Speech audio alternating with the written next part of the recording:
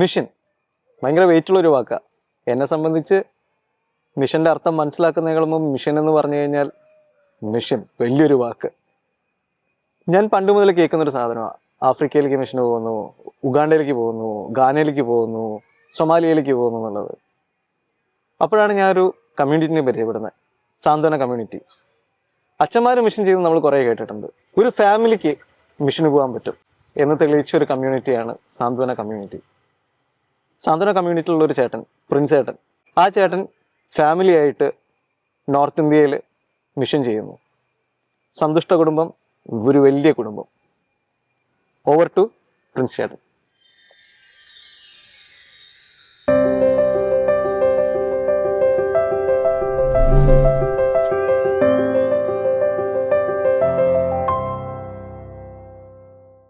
ചേട്ടാ, എനിക്ക് ചോദിക്കാനുള്ളൊരു ചോദ്യം എന്ന് പറഞ്ഞു കഴിഞ്ഞിട്ടുണ്ടെങ്കിൽ, ഞാൻ നേരത്തെ പറഞ്ഞ പോലെ മിഷൻ എന്ന് പറഞ്ഞൊരു വലിയൊരു വാക്കായിട്ടാണ് ഞാൻ ഇപ്പോഴും കണ്ടുകൊണ്ടിരിക്കുന്നത്. അപ്പോൾ ഈ മിഷനിലേക്ക് വരാൻ, അല്ലെങ്കിൽ ഉറപ്പായിട്ടും ദൈവത്തിന്റെ വിളിയാണല്ലോ മിഷൻ എന്ന് പറഞ്ഞത്. അങ്ങനെ ഒരു ദൈവത്തിന്റെ വിളിയുണ്ട്. വിവാഹത്തിന് ശേഷം, മക്കളായതിനു ശേഷം മിഷനിലേക്ക് പോകാന്നുള്ളൊരു വിളിയുണ്ടെന്ന് ഇങ്ങനെ തിരിച്ചറിഞ്ഞു. എനിക്ക് തോന്നുന്നത് മിഷനിലേക്കുള്ളൊരു വിളി ശരിക്കും വ്യക്തിപരമായ വിളിയാണ്. ഒരു ഫാമിലി, എന്നെ സംബന്ധിച്ചോളം മിഷന് വേണ്ടിയുള്ളൊരു വിളി ഞാൻ അനുഭവിച്ചത് ഞാൻ ആദ്യമായിട്ട് എൻ്റെ റിട്രീറ്റ് കൂടിയ സമയത്ത്. അപ്പോൾ ഉള്ളിൽ വലിയൊരു ആനന്ദത്തിൻ്റെ ഒരു അനുഭവം ഉണ്ടായി. അതെല്ലാവരോടും പങ്കുവയ്ക്കണമെന്നുള്ള വലിയ ശക്തമായിട്ടുള്ളൊരു ആഗ്രഹം ഉണ്ടായി. ശരിക്കും ആ ആത്മാവിനാൽ നിറഞ്ഞ ഒരു അനുഭവത്തിലൂടെ കടന്നു പോകാനായിട്ട് പറ്റി. ഏതാണ്ട് 2000 സമയം, 2003 IMS വെച്ചാൽ ഞാൻ ആദ്യമായിട്ടുള്ളൊരു ധ്യാനത്തിൽ പങ്കെടുത്തത്. അപ്പോൾ അന്ന് കിട്ടിയ വലിയൊരു തീയായിരുന്നു ഇത്. അന്ന് എന്നെ സംബന്ധിച്ചുള്ള വളരെ ജീവിതത്തെ തകിടം മറിച്ചൊരു എക്സ്പീരിയൻസ് ആയിരുന്നു. അതുവരെ ഉണ്ടായിരുന്ന എൻ്റെ വീക്ഷണത്തെ മുഴുവൻ മാറ്റിമറിച്ച ഒരു പരിശുദ്ധാത്മാവിൻ്റെ അഭിഷേകം. എൻ്റെ ഒരു ദൈവവിളി ആരംഭിക്കുന്നത് നമ്മുടെ സൺഡേ സ്കൂളിൻ്റെ ഫോർമേഷനിൽ നിന്നാണ്. സൺഡേ സ്കൂൾ ഉണ്ടായിരുന്നത് കൊണ്ട് തന്നെ ഒരു ക്വാളിറ്റിയിൽ ജീവിതം ജീവിക്കണമെന്നുള്ളൊരു ആഗ്രഹം ഉണ്ടായിരുന്നു. ദൈവത്തോടൊരു തുറവി ഉണ്ടായിരുന്നു. അങ്ങനെ 4ാം ക്ലാസ്സിൽ പഠിക്കുന്ന സമയത്ത് ഒരു വെക്കേഷൻ ബൈബിൾ കോഴ്സിന് VBCയുടെ സമയത്ത് ഒരു ഗോഡ് എക്സ്പീരിയൻസ് ഉണ്ടായി. അപ്പോൾ അത് ഈശോ സംസാരിക്കുന്ന പോലെ എനിക്ക് തോന്നി. കുരിശിൽ കിടന്ന ഈശോ എന്തോ സംസാരിക്കുന്നു. അപ്പോൾ അന്ന് മുതൽ എനിക്ക് മനസ്സിലായി ഇതിൻ്റെയൊക്കെ പിന്നിൽ എന്തൊക്കെ സ്റ്റഫ് ഉണ്ട്. ശരിക്കും വെറുതെ പറയുന്നതല്ല. ഈ ആരാധന ലിറ്ററജിയുടെ ഒക്കെ പിന്നിൽ എന്ത് കാര്യമുണ്ട്, സോളിഡായ എന്തോ ഉണ്ടെന്നുള്ളൊരു സെൻസ് ഓഫ് ഡിവിനിറ്റി അന്നാണ് തുടങ്ങിയത്, ആ ഒരു ഗോഡ് എക്സ്പീരിയൻസ് ഇന്നാലും. പക്ഷെ എന്നാലും പിന്നീട് വളർന്നു വന്നപ്പോഴത്തേനും നമ്മൾ നമ്മുടെ തോന്നിവാസം ജീവിച്ചു. അപ്പോൾ എന്നാലും ഈ ഒരു ഉള്ളിൽ കിടക്കുന്ന ആ ഒരു എക്സ്പീരിയൻസ് എന്നെ എപ്പോഴും ഒരു ഇൻട്രോസ്പെക്ഷനിലേക്ക് വിളിക്കുന്നുണ്ടായിരുന്നു. തെറ്റ് ചെയ്യുമ്പോഴും നീ ചെയ്യുന്നത് ശരിയാണോ എന്ന് എപ്പോഴും ഒരു പരിശോധിക്കാനായിട്ട് ഈ ആദ്യം കിട്ടിയ ഒരു ദൈവാനുഭവം കാരണമാവുന്നുണ്ടായിരുന്നു. അതുകൊണ്ട് ഒരുപാട് തിന്മയിലേക്ക് പോകേണ്ടി വന്നില്ല. അതിന് മുമ്പേ തന്നെ അടുത്ത ഒരു +2 കഴിഞ്ഞപ്പോൾ ഒരു ധ്യാനം കൂടാനായിട്ട് ഇടയായി. ആ ധ്യാനത്തിൽ കിട്ടിയ ഒരു പരിശുദ്ധാത്മാവിൻ്റെ ഒരു അഭിഷേകമാണ് എന്നെ ഇങ്ങനൊരു മിഷനെ കുറിച്ചൊക്കെ ചിന്തിക്കാനായിട്ട്. കാര്യം അന്ന് വരെ ഞാൻ അന്വേഷിച്ചതും അനുഭവിച്ചതുമായിട്ടുള്ള സന്തോഷത്തിൽ നിന്നും കടകവിരുദ്ധമായിട്ട് നമ്മൾ ഒരുപാട് അന്വേഷിച്ച് പോകാതെ എൻ്റെ പരിശുദ്ധാത്മാവ് സുഹൃത്തിൽ നിന്നും ഒരു ആനന്ദത്തിന് അനുഭവം നമ്മുടെ ഉള്ളിലേക്ക് നിറച്ചു തന്നു. അങ്ങനെ ഒരു അനുഭവം. അപ്പോൾ അത് ഫ്രീ ആയിട്ട് കിട്ടിയ ഒരു അൺമെറിറ്റഡ് ഗ്രേസ്. അതെങ്ങനെ അത് കിട്ടിയപ്പോൾ തന്നെ എൻ്റെ മനസ്സിലുണ്ടായ ഒരു സന്തോഷം. ഞങ്ങൾ കുറേ പേര് ഒരുമിച്ചാണ് ഈ സന്തോഷ അന്വേഷണങ്ങളൊക്കെ നടത്തിയിരുന്നത്. അവരോടൊക്കെ പങ്കുവയ്ക്കണം, കൂടെ ഉള്ളവരോട്, കോളേജിലുള്ളവരോടൊക്കെ പങ്കുവയ്ക്കണം എന്നുള്ള ഒരു ആഗ്രഹം എന്നപോലെ ഉണ്ടായിരുന്നു. പിന്നെ പല കാര്യങ്ങൾ അൺഡു ചെയ്യാനായിട്ട് ഞാൻ അതുവരെ ലേൺ ചെയ്ത പല മോശം കാര്യങ്ങളിൽ നിന്നും പുറത്ത് കിടക്കാനും ഒരു ജീവിതത്തെ ഒരു ട്രാക്കിലാക്കാൻ കുറച്ച് വർഷങ്ങളെടുത്തു. ഒരാഗ്രഹം ഉണ്ടായിരുന്നെങ്കിലും അങ്ങനെ പക്ഷെ എന്നാലും ആ ഒരു ആദ്യം കിട്ടിയ ആ ഒരു ധ്യാനത്തിന്റെ ഒരു തീയാണ് എങ്ങനെയെങ്കിലും ഈശോയെ പങ്കുവയ്ക്കണം. ഒരാളെ കണ്ട ആദ്യം തന്നെ അയാളോട് ഈശോയെ കുറിച്ച് പറയണമെന്നുള്ളൊരു ആഗ്രഹം അന്നാണ് ഉണ്ടായത്. അതാണ് ഒരു ആദ്യത്തെ ഒരു ദൈവവിളി. ഞാൻ പണ്ടൊരു പ്രോഗ്രാമിന് പോയപ്പോൾ കണ്ടിട്ടുള്ള വലിയൊരു ഫ്രേസാണ് ഹാപ്പിനെസ് ഇസ് ബിഗ് ഫാമിലി എന്ന് പറഞ്ഞിട്ട്. ഇവിടെ പലരും ഒരു കൊച്ചും 2 മക്കളൊക്കെ ആയിട്ട് ഫാമിലിനെ മാനേജ് ചെയ്യാൻ കഷ്ടപ്പെടുക. ആ സമയത്താണ് നിങ്ങൾ 7 മക്കളെയും വെച്ച് മിഷൻ വെച്ച്. ഞാൻ ഒരിക്കൽ പോലും ചേട്ടൻ നിരാശനായിട്ടിരിക്കുന്നത് കണ്ടിട്ടില്ല, എപ്പോഴും ചിരിച്ചുകൊണ്ടിരിക്കുന്നത്. അപ്പോൾ എങ്ങനെയാണ് ചേട്ടൻ ഫാമിലി മിഷനിലേക്ക്, എനിക്ക് തോന്നുന്നു ഭയങ്കര സുഖമായിട്ട് സ്മൂത്തായിട്ട് ബ്ലെൻഡ് ആയിട്ടുണ്ട് അവര്. അപ്പോൾ അതെങ്ങനെയാണ് നിങ്ങൾ ഫാമിലിനെ അങ്ങനെ ലീഡ് ചെയ്യുന്നത്, മാനേജ് ചെയ്യുന്നത് എങ്ങനെയാണ്? എന്നെ സംബന്ധിച്ചോളം ഈ ഒരു ജോയ്ഫുൾ ആവുക, ഫാമിലി ആയിട്ട് തന്നെ ജോയ്ഫുൾ ആയിട്ട് ഇരിക്കുക എന്നുള്ളത് ഒരു കോൺഷ്യസ് ഡിസിഷനാണ്. കാര്യം നമ്മൾ ഈശോയെക്കുറിച്ച് പങ്കുവയ്ക്കുക, ഒരാളുടെ അടുത്ത് നിന്ന് ഈശോയെക്കുറിച്ച് പങ്കുവയ്ക്കുമ്പോൾ നമ്മുടെ ഉള്ളിൽ ആനന്ദം ഇല്ലെങ്കിൽ നമുക്ക് ഉള്ളിലുള്ള ആനന്ദമാണ് പങ്കുവെച്ചു കൊടുക്കുന്നത്. ഒരാളെ നമ്മൾ ക്രിസ്ത്യാനിയാക്കുക എന്നോ അല്ലെങ്കിൽ നമ്മളുടെ കൂട്ടത്തേക്ക് കൊണ്ടുവരിക എന്നുള്ള ഒരു ഡ്രൈവ് അല്ല ഒരു മിഷനറി എന്ന നിലയിൽ നമ്മളെ മുന്നോട്ട് നയിക്കുന്നത്. നമുക്ക് കിട്ടിയൊരു ആനന്ദം പങ്കുവയ്ക്കുക എന്നുള്ള, ഞാൻ എല്ലാവരും എല്ലാ വഴികളും ജീവിതത്തിൽ പരീക്ഷിച്ചിട്ടുണ്ട്. അതിൻ്റെ പിന്നിലുള്ള അടിസ്ഥാനപരമായിട്ടുള്ള അന്വേഷണം എന്ന് പറയുന്നത് സന്തോഷം, എങ്ങനെ ആനന്ദത്തോടെ ജീവിക്കാമെന്നുള്ള ഒരു അന്വേഷണമാണ്. അപ്പോൾ എനിക്ക് എൻ്റെ ജീവിതാനുഭവത്തിൽ സന്തോഷം പരിശുദ്ധാത്മാവ് നൽകുന്നതാണെന്ന് തിരിച്ചറിയാൻ കഴിഞ്ഞു. അപ്പോൾ അത് പങ്കുവയ്ക്കാനുള്ള ശ്രമമാണ്. പക്ഷെ ട്രയൽ ആൻഡ് എററിലൂടെ തന്നെയായിരുന്നു കേട്ടോ. പലപ്പോഴും ഡിപ്രഷനിലേക്കൊക്കെ പോകുന്ന അവസ്ഥകളൊക്കെ. പക്ഷെ എൻ്റെ ഏറ്റവും വലിയ ഒരു ഇന്റേണൽ സ്ട്രഗിൾ ഇതാണ്, എപ്പോഴും സന്തോഷത്തോടെ ഇരിക്കുക എന്നുള്ളത്. അപ്പോൾ എനിക്കറിയാം, അപ്പോൾ അതുകൊണ്ട് തന്നെ ഒരുപാട് സാഹചര്യങ്ങൾ നമുക്ക് ചുറ്റും ഉണ്ടാവും സന്തോഷത്തെ കൈവിടേണ്ടി വരുന്ന. അപ്പം ചിലപ്പോൾ കല്ല് വീണ് പോകും. പക്ഷെ ഇപ്പം ഈ അടുത്ത കുറേ നാളുകളായിട്ട് വളരെ കോൺഷ്യസ് ആയിട്ട് ഞാൻ ശ്രമിക്കാറുണ്ട്. എന്ത് സംഭവിച്ചാലും നമ്മളുടെ ഈ ഒരു സ്പേസ്, ആ ഒരു ആനന്ദം എന്ന് പറഞ്ഞൊരു സീക്രട്ട് സ്പേസാണ് നമ്മുടെ ഉള്ളിലുള്ള. അത് നമ്മളും ദൈവമായിട്ടൊരു കണക്ടിവിറ്റിയാണ്. അത് ബ്രേക്ക് ആവാൻ അനുവദിക്കാതിരിക്കുക. സംഭവിക്കുന്ന കാര്യങ്ങൾ അങ്ങനെ സംഭവിച്ചോട്ടെ. അപ്പം നമ്മൾ എത്രമാത്രം ആ കണക്ടിവിറ്റിയിലാവുന്നോ അത്രമാത്രം നമ്മൾ ഒരു എഫക്റ്റീവ് മിഷണറിയാണ്. കാര്യം നമ്മൾ ഷെയർ ചെയ്യുന്ന ഈ കണക്ടിവിറ്റിയാണ്.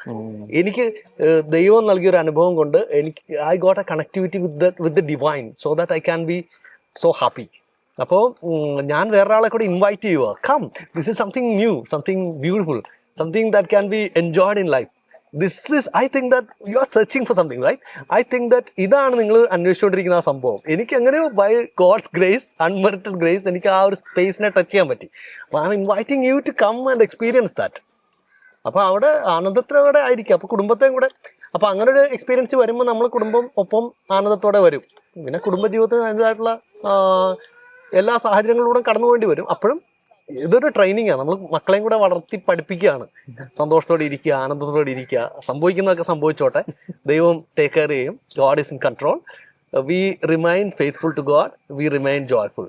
ആ ഒരു നമ്മൾ അതങ്ങനെ ഒരു പരിശീലനം പോലെ സംഭവിക്കുന്നു ഓട്ടോമാറ്റിക്കലി. അതാണ് ഒരു ജോയ്ഫുൾ ഫാമിലി സ്പിരിച്വാലിറ്റിയെ കുറിച്ച് പറയുന്നത്.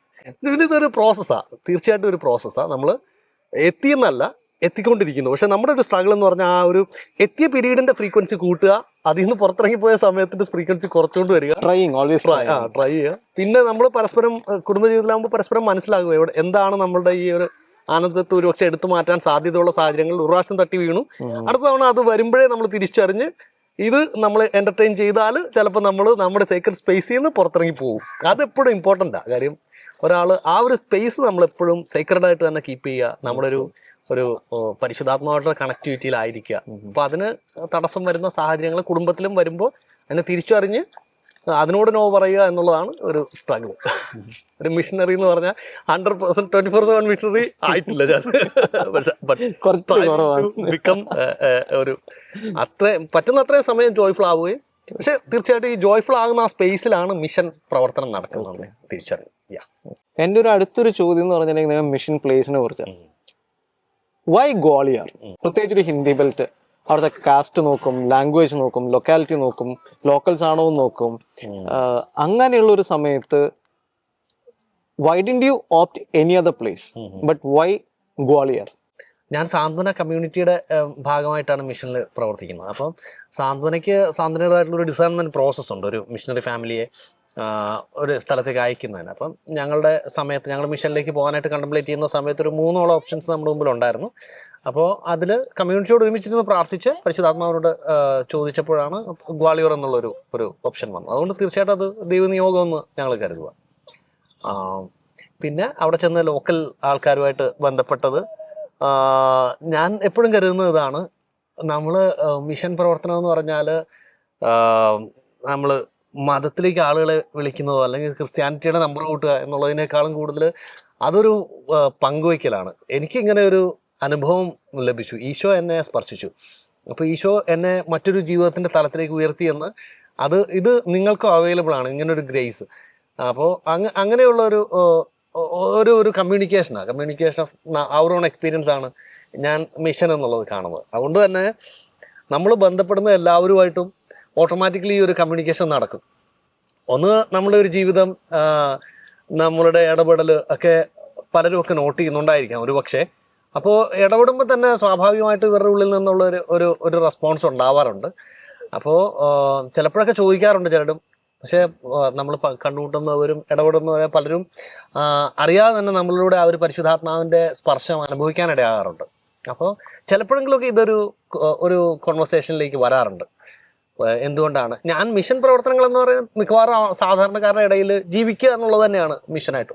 എന്തെങ്കിലും ആവശ്യമുള്ളവർ വരുമ്പോൾ, അല്ലെങ്കിൽ നമ്മുടെ അയൽവക്കക്കാർക്ക് ആവശ്യം വരുമ്പോൾ അവരുടെ ആവശ്യങ്ങളെ സഹായിക്കുക. കൊറോണ വന്ന സമയത്ത് അവിടുത്തെ നാടിന് മുഴുവൻ ആവശ്യമാണ്, ആംബുലൻസ് ഇല്ല. അപ്പോൾ നമ്മൾ വണ്ടിയെടുത്ത് ഞാൻ ഇറങ്ങി. അപ്പം കുടുംബം ഒപ്പം സഹകരിച്ചു, അവർ എന്നെ അതിനുവേണ്ടി അവൈലബിൾ ആക്കി. അപ്പോൾ അങ്ങനെ ജീവിച്ചപ്പോഴത്തേനും, അതുപോലെ അല്ലെങ്കിൽ എന്തെങ്കിലും ആക്സിഡന്റ് വരുമ്പോഴത്തേനും നമ്മളായിരിക്കും ആദ്യം മുന്നോട്ട് ഇറങ്ങുന്നത്. അപ്പോൾ അങ്ങനെയൊക്കെ. പിന്നെ അതുപോലെ നമ്മൾ സാധാരണയായിട്ട് ഇടപെടുന്ന സ്ഥലങ്ങൾ, മ്യൂസിക് ക്ലാസ് അല്ലെങ്കിൽ സ്കൂള്, അങ്ങനെയൊക്കെയുള്ള സ്ഥലങ്ങളിൽ മനുഷ്യരുമായിട്ട് ഇടപെടുമ്പോഴത്തേനും തന്നെ നമ്മളുടെ ഉള്ളിൽ നിന്ന് ഒരു ദൈവസ്നേഹത്തിന്റെ തീപ്പൊരി എങ്ങനെയൊക്കെയോ പാറിപ്പറന്ന് ആൾക്കാരുടെ ഹൃദയങ്ങളെ തൊടാറുണ്ട്. അപ്പോൾ അത് ഒരു സൗഹൃദത്തിൻ്റെയും ഒരു ബേസിസിൽ തന്നെയാണ്. എത്രമാത്രം അത് ഈശോയെ പങ്കുവയ്ക്കലിലേക്ക് എത്തും എന്നുള്ളത് അത് ഡിപ്പെൻസ്. നമ്മൾ പ്രാർത്ഥിച്ചൊരുങ്ങുന്നതോടെ പലരും എന്തൊക്കെയോ ഒരു ദൈവാനുഭവമാണ് അല്ലെങ്കിൽ ഈശോ സ്നേഹിക്കുന്നത് കൊണ്ടാണ് എന്ന് പറയാൻ എനിക്ക് അവസരം കിട്ടാറുണ്ട്. അപ്പോൾ അങ്ങനെയാണ് ഈ ഒരു പരിശുദ്ധാത്മാവിന്റെ ആനന്ദത്തിന്റെ പങ്കുവയ്ക്കൽ തന്നെയാണ് ശരിക്കും പറഞ്ഞ മിഷൻ. ലോക്കൽ പെനിട്രേഷനിലൂടെ തന്നെ ഇത് സംഭവിക്കത്തുള്ളൂ.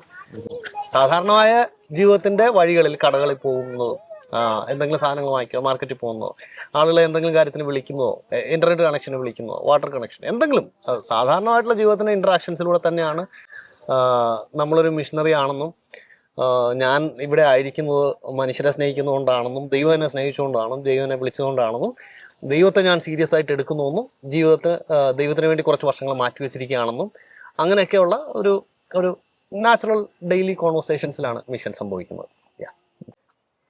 ഇനി നമുക്ക് പ്രിൻസാറിൻ്റെ ഒരു ചെറിയൊരു കുടുംബത്തെ നമുക്ക് പരിചയപ്പെടാം.